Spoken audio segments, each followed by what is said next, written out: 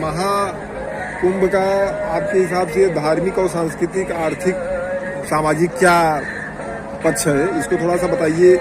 आपके हिसाब से ये जो माघ मेला, ये महाकुंभ है, इसका क्या महत्व है?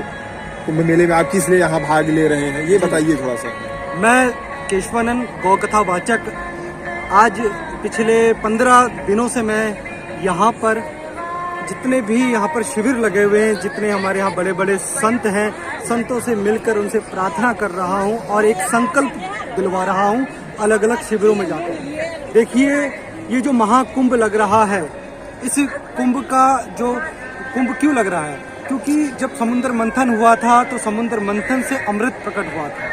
वो अमृत 4 स्थानों पर गिरा था। उसी प्रकार से समुद्र मंथन से काम रूपी कामधेनु गाय प्रकट हुई थी, जो 4 ऋषियों को दी गई। आज हमारी गौ माता की स्थिति इतनी बुरी है कि वो सड़कों पे प्लास्टिक खा रही है। देखिए, आज हम सब लोग यहाँ कुंभ में आकर स्नान कर रहे हैं एक अमृत का। दूसरा अमृत हमने छोड़ दिया है, जो गाय का दूध है, जो गाय का मूत्र है और जो गाय का गोबर है। अगर हम उसका प्रयोग करें तो हमारा घर स्वस्थ रहेगा। जैसे कि आज अलग अलग गाय के उत्पाद बन रहे हैं, जैसे गोबर से बायोगैस बनाई जा रही है, गोबर से फनेल बनाए जा रहे हैं, गोबर से धूप अगरबत्ती बनाई जा रही है। हमें गाय के उन उत्पादों को भी घर में लेकर आना चाहिए और गाय के दूध का सेवन करना चाहिए। देखिए, कुंभ में स्नान तो हम कर लेंगे, मगर जो अमृत है असली, जो आज भी अमृत हमें मिल रहा है, वो अमृत ये अमृत तो सिर्फ एक दिन का है। ये अभी 26 मार्च तक का, ये 26 फरवरी तक का ये अमृत है। मगर जो गाय का अमृत है वो तो सदा सदा रहेगा।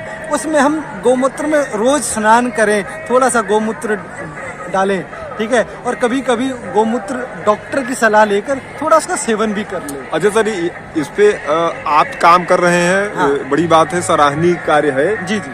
आपने जो बात बोला कि अमृत से गाय भी, गौ माता भी निकली थी, हाँ।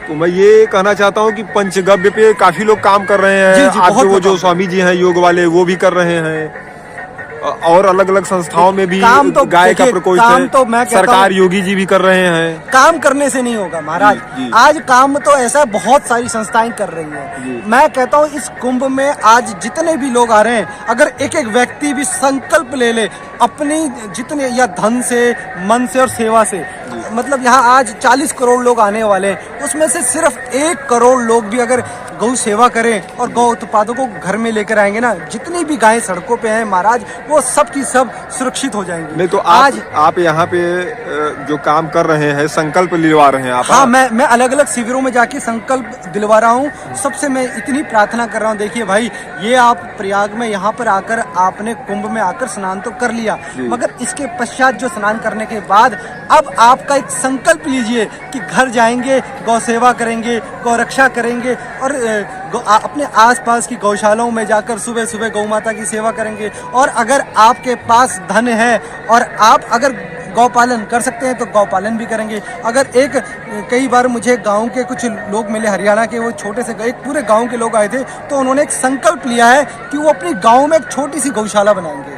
नहीं, हरियाणा में तो वैसे भी गाय को लेकर हरियाणा में रहता है, मगर उन्होंने एक संकल्प लिया, कहते कि हम गांव में रहते हैं, हम क्या करें। तो मैंने उनको बोला, आप जितने भी गांव वाले यहाँ पर आए हैं, आज यहाँ पर एक संकल्प ले, सब मिलकर पूरा का पूरा गांव एक साथ मिलकर एक गौशाला बनाएं, उसे अपने गाय के अपने गांव के नाम से उस गौशाला का नाम रखें और उसमें सप्ताह में एक व्यक्ति की ड्यूटी लगाएं, एक परिवार की ड्यूटी लगाएं, कभी इस परिवार की, कभी उस परिवार की, मगर इस प्रकार से पूरा गांव सेवा करें। ये प्रयागराज में आप पिछले कितने दिनों से घूम रहे हैं? मैं पिछले 14 दिनों से प्रयागराज में घूम रहा हूँ। तो 14 दिन में सर, आप इस महाकुंभ में आपको कैसा लगा? यहाँ का कुछ एक्सपीरियंस बताइए। देखिए, आज यहाँ पर एक भक्ति का सागर आ चुका है, यहाँ हर व्यक्ति स्नान करना चाह रहा है, मुझे बहुत अच्छा लगता है। मगर यही आज लोग समझ के, जैसे कि कल 29 तारीख को अमावस्या है, तो अमावस्या वाले दिन जिस प्रकार से जो बहुत ही महत्वपूर्ण है स्नान करने के लिए,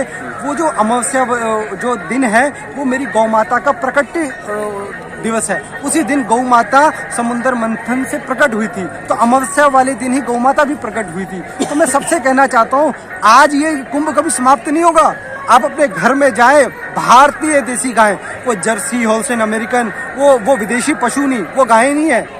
हमारी गाय की एक अपनी पहचान है, उसका एक हम्प होता है, उसके झालर होते हैं। हमारी देसी गाय जो हमारी हो, ये जो विदेशों से आई है ये नहीं, इसी ये पशु है। जो हमारी देसी गौ माता है, भारतीय देसी गौ माता है, उसकी जाकर सेवा करें, उसके गौमूत्र से नहाएं। तो मैं कहता हूं कि वो गौमूत्र कभी समाप्त नहीं होगा। आपको कहीं भागने की जरूरत नहीं है, कहीं जाने की जरूरत नहीं है, क्योंकि जो अमृत रूपी जो दूध है वो